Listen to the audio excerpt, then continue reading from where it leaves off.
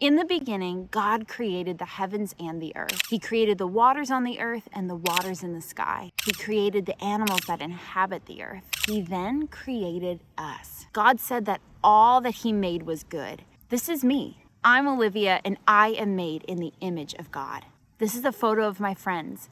They are made in the image of God. Let's break this down. We know we are made in the image of God based on Genesis chapter 1, verse 27. So God created human beings in his own image. In the image of God, he created them. Male and female, he created them. So what does it mean to be made in God's image? When you look in the mirror, what do you see? Do you see your eyes, your hair, your face, shoulders? One thing that causes us to not see ourselves as God's image bearers is when we compare ourselves to other image bearers of God. This started with Adam and Eve. They were tempted by the enemy to eat from a tree in the Garden of Eden that was off limits, because if they did, they would be like God. They believed the enemy and were separated from God. But this was a lie! Because they were already made in the image of God. But then, 3,000 years later, was it 3,000 years later? God sent his son Jesus to earth as a human. He lived like us, was tempted like us. He died as us so that we could be forgiven for all of our comparison, all of our jealousy, our hatred towards people who live, talk, and look differently than you and I